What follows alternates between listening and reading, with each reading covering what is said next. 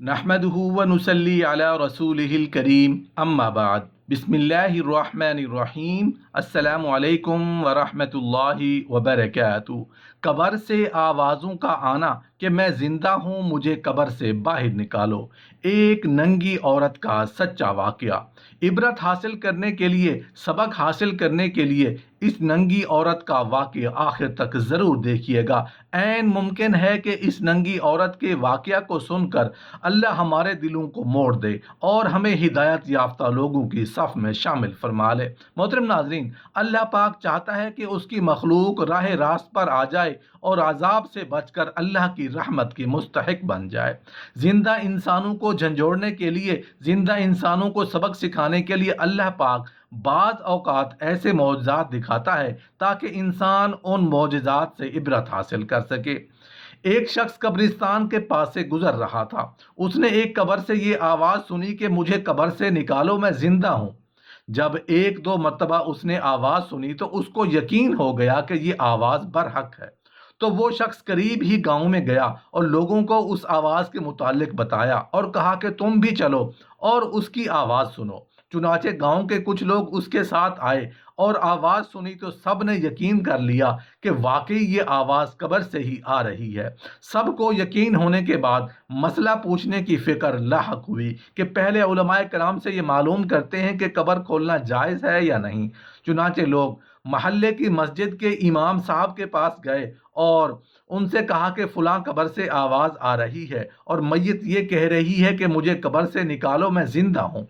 इमाम साहब ने कहा, अगर तुम उसके ज़िंदा होने का यकीन हो गया है तो ठीक है, कब्र को खोलो और उसको बाहर निकाल लो। चुनाचे ये लोग हिम्मत करके कब्रिस्तान गए और जाकर कब्र खोली। अब जैसे ही तख्ता हटाया तो देखा कि अंदर एक औरत नंगी बैठी है। उसका कफन गल चुका है और औरत कह रही है कि जल्दी से मेरे घर से कपड़े लाओ, मैं कपड़े पहनकर बाहर निकलूंगी। चुनाचे ये लोग फौरन उसके घर गए और उसके घर वालों को सारा वाक़या बताया और उसके कपड़े और चादर वगैरह लेकर आए और कब्र में उस नंगी औरत के पास फेंक दिए। उस औरत ने कपड़ों को पहना और चादर अपने ऊपर ओढ़ी और तेज बिजली की तरह कब्र से निकली और दौड़ती हुई अपने घर की तरफ भागी। घर जाकर एक कमरे में छुपकर अंदर से कुंडी लगा ली और जो लोग कब्रिस्तान आए थे दौड़कर उसके घर पहुंचे तो मालूम हुआ कि उसने कमरे के अंदर से कुंडी लगा ली है। लोगों ने दस्तक दी कि कुंडी खोलो। अंदर से औरत ने जवाब दिया, मैं कुंडी तो खोल दूंगी लेकिन कमरे के अंदर वो शख्स दाखिल हो जिसके अंदर मुझे देखने की ताब और ताकत हो। इसलिए कि इस वक्त मेरी हालत ऐसी है कि हर आदमी मुझे देखकर बर्दाश्त नहीं कर सकेगा। लिहाजा कोई मजबूत दिल यानी निडर शख्स अंदर आए और आकर मेरी हालत देखे। अब सब लोग अंदर जाने से डरने लगे मगर चार आदमी जो निडर थे उन्होंने कहा कि तुम कुंडी खोलो, हम अंदर आएंगे।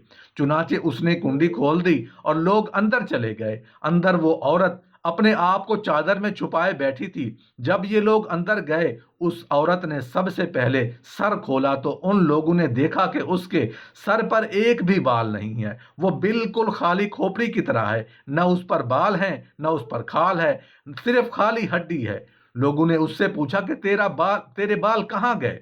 उस औरत ने जवाब दिया कि जब मैं जिंदा थी तो मैं नंगे सर घर से बाहर निकला करती थी, फिर मरने के बाद जब मैं कब्र में लाई गई तो फरिश्तों ने मेरा एक एक बाल नोचा और इस नोचने के नतीजे में बाल के साथ खाल भी निकल गई, जिसकी वजह से अब मेरे सर पर ना बाल हैं और ना खाल है। उसके बाद उस औरत ने अपना मुंह खोला। जब लोगों ने उसका मुंह देखा तो वो इतना खौफनाक हो चुका था कि सिवाय दांतों के कुछ नजर ना आया। न ऊपर का होंठ मौजूद था न नीचे का होंठ मौजूद था, बल्कि 32 के 32 दांत मुंह पर जुड़े हुए नजर आ रहे थे। जरा सोचिए कि अगर किसी इंसान के सिर्फ दांत ही दांत नजर आए तो कितना डर मालूम होता है।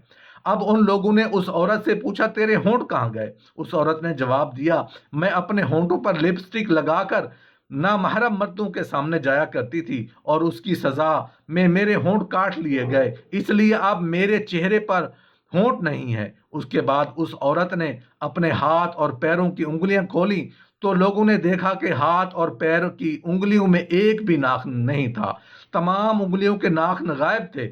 उससे पूछा, तेरी उंगलियों के नाखून कहाँ गए? उस औरत ने जवाब दिया कि नाखून पॉलिश लगाने की वजह से मेरा एक एक नाखून खींच लिया गया है। चुनाचे मैं ये सारे पॉलिश करके घर से बाहर निकला करती थी, इसलिए जैसे ही मैं मरने के बाद कब्र में पहुंची तो मेरे साथ ये मामला किया गया कि मेरा एक एक नाखून खींच लिया गया और ये सजा मिली। ये मेरे सर के बाल भी नोच लिए गए, मेरे होंठ भी काट दिए गए और नाखून भी खींच लिए गए। इतनी बातें करने के बाद उसने कहा कि अब मुझे ऐसे ही वापस अपनी जगह यानी कब्र में पहुंचा दो। वो बेहोश हो गई और मुर्दा बेजान हो गई जैसे लाश होती है। चुनाचे लोगों ने दोबारा उसको कब्रिस्तान में पहुंचा दिया।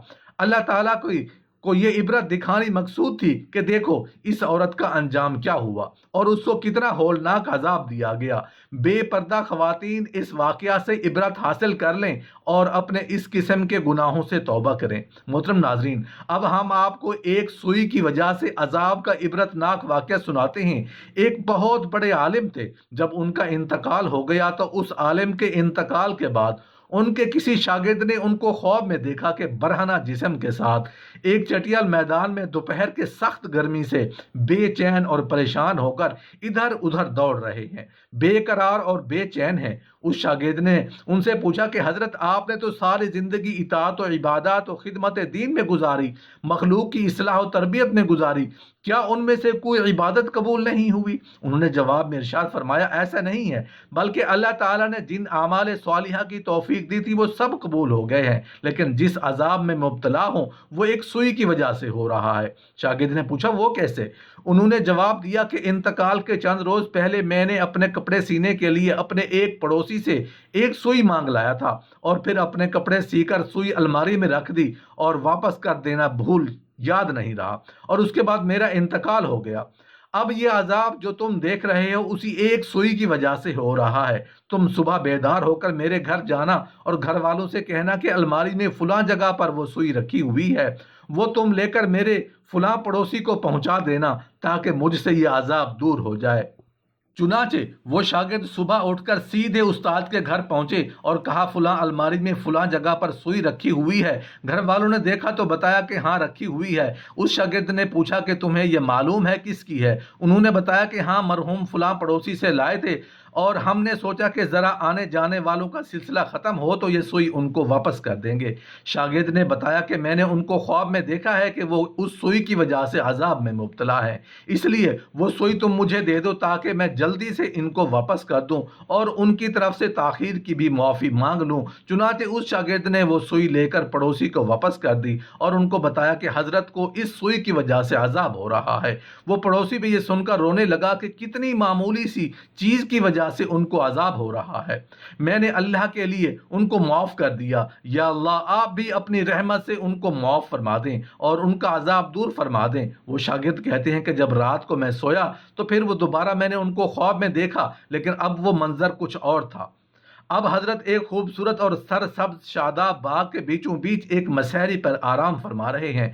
चारों तरफ से खुदाम मौजूद हैं, फलों और फूलों के दरख्त लगे हुए हैं, ठंडी ठंडी हवाएं चल रही हैं। मैंने करीब जाकर उनको सलाम किया और पूछा कि अब क्या हाल है? उन्होंने जवाब में फरमाया कि जिस वक्त तुमने पड़ोसी को सुई पहुंचाई और उसने ये कहा कि मैं अल्लाह के लिए मुआफ करता हूँ, बस उसी लम्हे मेरा अजाब टल गया और जो नेमतें तुम देख रहे हो ये अल्लाह ताला ने अपने फजल व करम से अपने दीन की खिदमत की जो तौफीक अता फरमाई थी उसका सिला है।